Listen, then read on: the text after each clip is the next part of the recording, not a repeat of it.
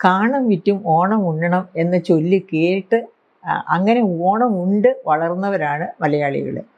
പക്ഷേ ഇപ്പോൾ അഡ്വർടൈസ്മെൻറ്റിൻ്റെ കുത്തൊഴുക്കിൽ കാണം മാത്രമല്ല പ്രമാണം പോലും വിറ്റ് ഓണം ഉണ്ണുന്ന തരത്തിലേക്ക് മലയാളികൾ മാറുകയാണ്. ചിലപ്പോൾ ഈ പ്രമാണം വിറ്റും ഓണം ഉണ്ടതിന് ശേഷം കുടുംബ ആത്മഹത്യയിലേക്ക് പോലും പോകുന്ന തരത്തിലായി അഡ്വർടൈസ്മെൻറ്റിൻ്റെ പെരുമഴക്കാലം.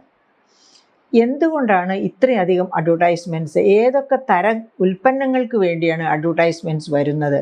വസ്ത്രങ്ങൾക്കും ആഭരണങ്ങൾക്കും മാത്രമല്ല അഡ്വർടൈസ്മെൻറ്റ്സ് വരുന്നത്, ഭക്ഷണ സാധനങ്ങൾക്ക് പോലും എന്ത് കഴിക്കണം എന്നുള്ളതിന് പോലും അഡ്വർടൈസ്മെൻ്റാണ് ഇപ്പോൾ ആധികാരികമായ തീരുമാനങ്ങൾ കൈക്കൊള്ളാൻ എല്ലാവരെയും പ്രേരിപ്പിക്കുന്നത്. അപ്പോൾ ഇതൊക്കെ സത്യം പറഞ്ഞാൽ നമ്മുടെ ഭരണഘടനയെ പോലും ലംഘിക്കത്തക്ക രീതിയിലാണ് അഡ്വർടൈസ്മെൻറ്റ്സ് മുന്നേറിക്കൊണ്ടിരിക്കുന്നത്.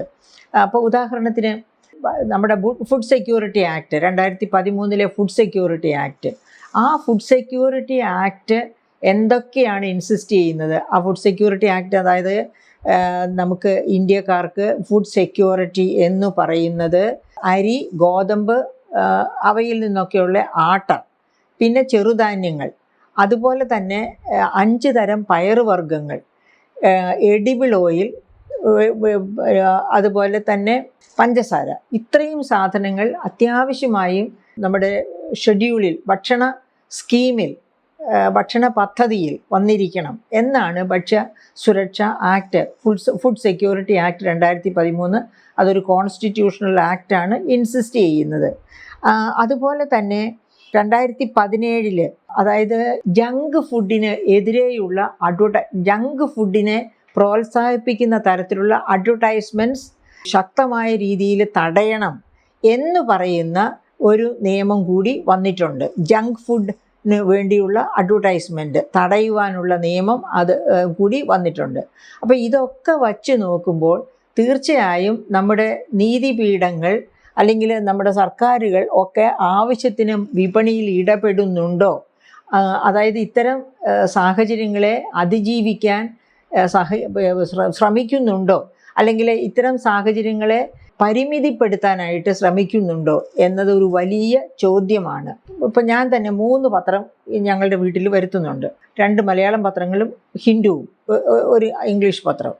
അപ്പം ഞങ്ങളിങ്ങനെ പത്രം വരുത്തുമ്പോൾ ഏത് പത്രം എടുത്താലും ആദ്യത്തെ 2 പേജ് മിക്കവാറും അഡ്വർടൈസ്മെൻ്റ് ആയിരിക്കും. പേജ് നമ്പർ പോലും കാണത്തില്ല. അങ്ങനെ 3 പത്രത്തിന് 6 പേജ് അഡ്വർടൈസ്മെൻറ്റിന് വേണ്ടി പണം കൊടുത്ത് ഞങ്ങൾ ഓരോ മാസവും വാങ്ങിച്ചുകൊണ്ടിരിക്കുന്നത്. അത് പത്രത്തിൻ്റെ കാര്യം അങ്ങനെ. ഇതുപോലെ മേടിക്കുന്ന ഏത് ഉൽപ്പന്നമാണെങ്കിലും ആ ഉൽപ്പന്നത്തിലൊക്കെ ഈ അഡ്വർടൈസ്മെൻറ്റ് ഇമ്പാക്റ്റ് ദുസ്സഹമായ രീതിയിലാണ് നാം കാണുന്നത്. ഇനി നമ്മൾ വിപണിയിലേക്കൊന്ന് നോക്കുക. എങ്ങനെയാണ് ഇത്ര വില കുറച്ച്, അതായത് 30 കോടിയുടെ, 15 കോടിയുടെ, 2 കോടിയുടെ എന്നൊക്കെ പറഞ്ഞ് സമ്മാന പദ്ധതികളുടെ കാര്യമാണ് ഞാനീ പറയുന്നത്. ഇങ്ങനെ സമ്മാന പദ്ധതികൾ നടപ്പാക്കാൻ ഏത് ഉൽപ്പാദകനാണ്, അല്ലെങ്കിൽ ഏത് വ്യാപാരിക്കാണ്, ഏത് വ്യവസായിക്കാണ് കഴിയുക? നമ്മൾ സാധാരണ സാമ്പത്തിക ശാസ്ത്രത്തിൻ്റെ പഠനമനുസരിച്ച് ഉൽപ്പാദന ചെലവ് കഴിഞ്ഞാൽ അതിനേക്കാൾ ഇപ്പോൾ ഒരു 70% ഉൽപ്പാദന ചെലവ് വിലയിൽ വരേണ്ടത്, ബാക്കി 30% അതിൻ്റെ വ്യാപാരിക്ക് ബിസിനസ്സിൽ തുടർന്നു പോകാൻ വേണ്ട ഇൻസെൻറ്റീവ് അഥവാ ലാഭം. അപ്പോൾ 70% ഉൽപ്പാദന ചെലവ്, 30% അയാൾക്ക് കിട്ടേണ്ട ലാഭം. അങ്ങനെയാണ് ഒരു ഉൽപ്പന്നത്തിൻ്റെ വില നിശ്ചയിക്കേണ്ടത്. അവിടെ ഒരു വ്യാപാരിക്ക് ഉൽപ്പാദകന് ആ ഉൽപ്പാദനം തുടർന്നു കൊണ്ടുപോകാനുള്ള ഇൻസെൻറ്റീവ് എന്ന രീതിയിലുള്ള ലാഭം കൂടി ചേർത്തിട്ടാണ് വില നിശ്ചയിക്കുന്നത്. അങ്ങനെ നിശ്ചയിച്ച ഒരു ഉൽപ്പന്നം എങ്ങനെയാണ് ഒരു ഉൽപ്പാദകൻ വ്യാപാരിക്കോ അല്ലെങ്കിൽ വ്യാപാരി വാങ്ങിയതിന് ശേഷമോ 50% വില കിഴിവിൽ കൊടുക്കാൻ പറ്റുന്നു, 75% വില കിഴിവിൽ കൊടുക്കാൻ പറ്റുന്നു എന്നൊക്കെ അഡ്വർടൈസ് ചെയ്യാൻ കഴിയുന്നത്? എൻ്റെ പ്രിയപ്പെട്ട സുഹൃത്തുക്കളെ, ശുദ്ധ കള്ളത്തരമാണ് ഈ അഡ്വർടൈസേഴ്സൊക്കെ നിങ്ങളുടെ മുൻപിൽ വയ്ക്കുന്നത്. അതായത് അവർ വില 200% വില കൂട്ടിയിട്ടിട്ട്, അല്ലെങ്കിൽ 150% വില കൂട്ടിയിട്ടിട്ട് അല്ലെങ്കിൽ 100%, അതായത് 100 രൂപ ചാർത്തേണ്ടടുത്ത് 200 രൂപ ചാർത്തിയിട്ട്, അതായത് 100% വില വർദ്ധിപ്പിക്കുന്നു, 150% അല്ലെങ്കിൽ 200% ഒക്കെ വില വർദ്ധിപ്പിച്ചിട്ട് അതിൽ നിന്ന് 50% വില കുറയ്ക്കുന്നു. അപ്പോൾ ആരാണ് ചതിക്കപ്പെടുന്നത്? വാങ്ങുന്നവരാണ് ചതിക്കപ്പെടുന്നത്. വിൽപ്പനക്കാരന് വലിയ ലാഭമാണ് അവിടെ വരുന്നത്. അപ്പോൾ അങ്ങനെ ലാഭം ഉണ്ടാക്കിയാൽ മാത്രമല്ലേ ഈ പറയപ്പെട്ട വ്യാപാരിക്കും വ്യവസായിക്കുമൊക്കെ അവരുടെ ബിസിനസ് മുമ്പോട്ട് കൊണ്ടുപോകാൻ പറ്റുള്ളൂ. അല്ലാതെ അയാൾ നഷ്ടം സഹിച്ചാണോ?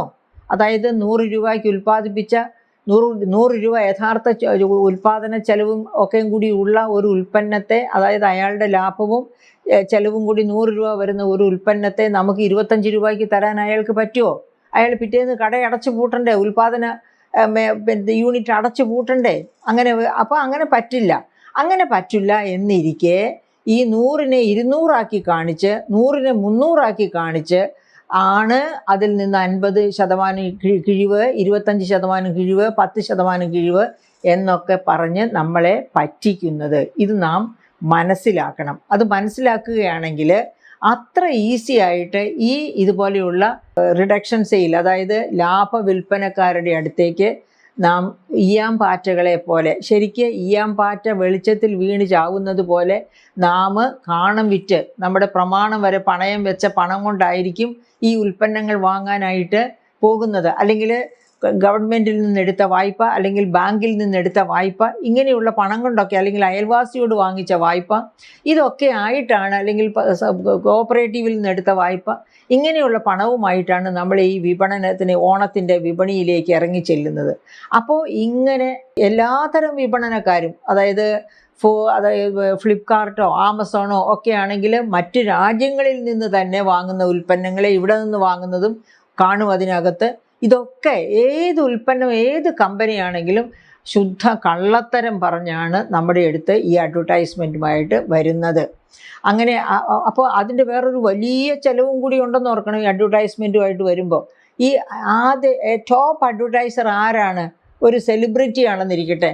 ഇപ്പോൾ ഉദാഹരണത്തിന് കോൻ ബനേഗ ക്രോർപതി എന്നും പറഞ്ഞിട്ടൊരു പ്രോഗ്രാം ഉണ്ടായിരുന്നല്ലോ, ഹിന്ദിയിൽ അല്ല ഇംഗ്ലീഷിൽ, മറ്റേ നമ്മുടെ, ഞാൻ ആ നടൻ്റെ പേര് പറയുന്നില്ല. അദ്ദേഹത്തിന് ആ ഒരു പ്രോഗ്രാമിന് 5 കോടിയാണ് പ്രതിഫലം കൊടുത്തിരുന്നത്. അത് എത്ര വർഷം മുൻപാണ്? എനിക്ക് തോന്നുന്നു ഒരു 20-25 വർഷം, ഒരു 30 വർഷമൊക്കെ മുൻപാണ് 5 കോടി രൂപ കോൻ ബനേഗ ക്രോർപതിക്ക്. അത് ഏത് വർഷമാണ് തുടങ്ങിയതെന്ന് ഞാൻ ഓർക്കുന്നില്ല. എനിവേ ഒരുപാട് നേരത്തെയാണ്, ഒരുപാട് വർഷങ്ങൾക്ക് മുമ്പാണ് തുടങ്ങിയത്. അപ്പോൾ ഈ സെലിബ്രിറ്റിക്ക് കൊടുക്കുന്ന അതിന് കൊടുക്കുന്ന പണം എന്ന് പറയുന്നത്, പ്രതിഫലം എന്ന് പറയുന്നതാണ് 5 കോടി. ഇന്നിപ്പോൾ അദ്ദേഹം അതുപോലൊരു പ്രോഗ്രാം ചെയ്യുകയാണെങ്കിൽ 10, 15, 20 കോടിയായിരിക്കും അദ്ദേഹത്തിന് കൊടുക്കേണ്ടി വരിക. അങ്ങനെ സെലിബ്രിറ്റിക്ക് കൊടുക്കുന്ന പൈസ അവിടെ. അതുപോലെ തന്നെയാണ് ഈ ഓരോ ഉൽപ്പന്നത്തിനും അഡ്വർടൈസ് ചെയ്യാൻ വേണ്ടി വളരെ പ്രഗത്ഭരും ആയിട്ടുള്ള സെലിബ്രിറ്റീസ് വരുന്നത്. അവരുടെയൊക്കെ മൂല്യമനുസരിച്ച്, അവരുടെ സെലിബ്രിറ്റി സ്റ്റേറ്റസ് എത്ര ഉയർന്നതാണോ ആ ഉയർച്ചയ്ക്ക് അനുസരിച്ചായിരിക്കും അവർക്ക് കൊടുക്കേണ്ടി വരുന്ന തുക. അങ്ങനെ അവർക്കൊരു വലിയ തുക കൊടുക്കുന്നു, അല്ലെങ്കിൽ അതിനോടൊപ്പം തന്നെ പാരിതോഷികങ്ങളും ഒക്കെ കൊടുക്കുന്നു.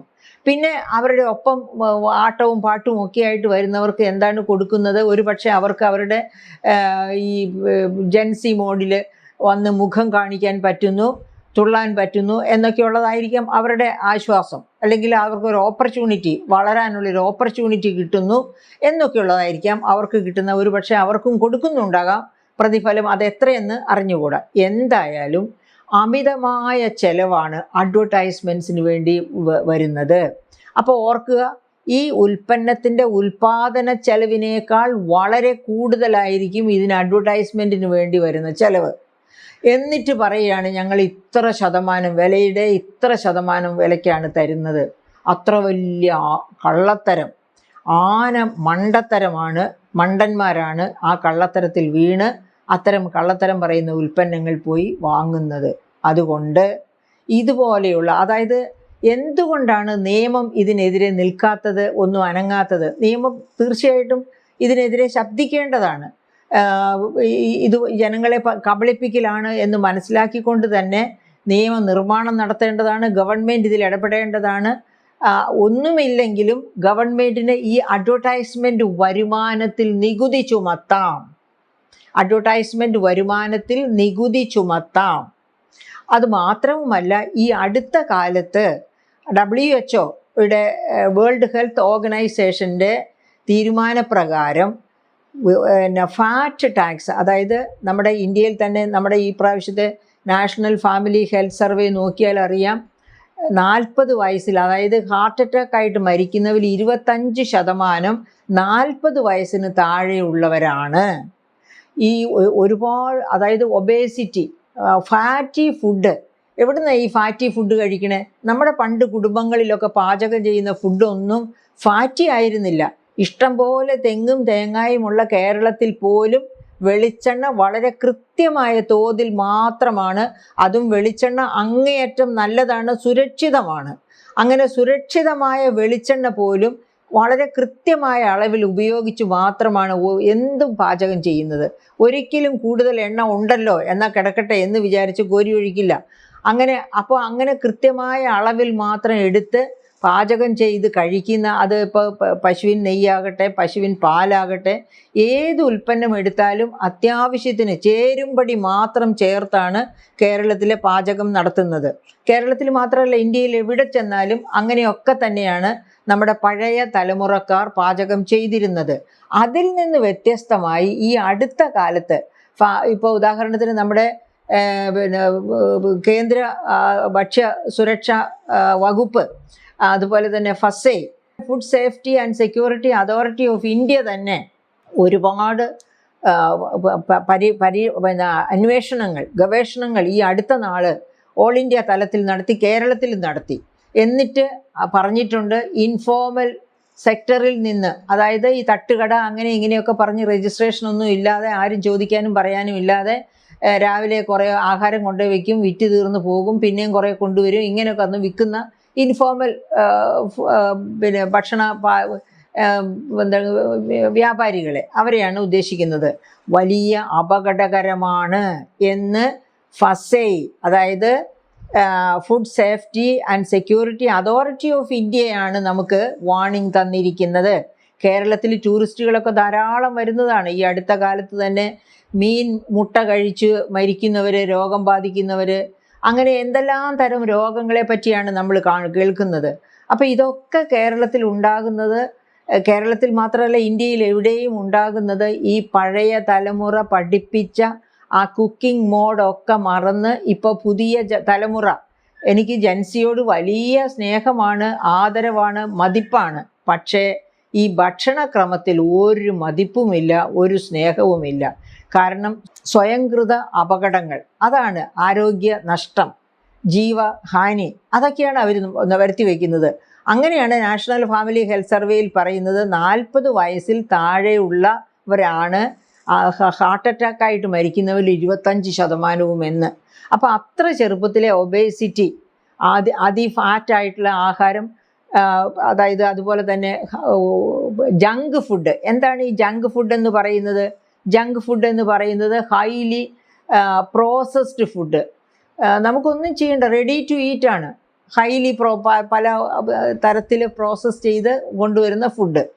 അങ്ങനെയുള്ള പ്രോസസ്ഡ് ഫുഡൊക്കെയാണ് ഈ 40 വയസ്സിൽ താഴെയുള്ളവരെ ഹാർട്ട് അറ്റാക്കിനും ഒക്കെ വിട്ടുകൊടുക്കുന്നത്. ഒബേസിറ്റി, അങ്ങനെ അകാല മരണം, അകാല വാർദ്ധക്യം, ഇതൊക്കെയാണ് അവർക്ക് വിധിക്കപ്പെട്ടിരിക്കുന്നത്. അപ്പോൾ ഇതൊക്കെ വരുന്നത് ഈ അഡ്വർടൈസ്മെൻറ്റ് കൊണ്ടാണ്.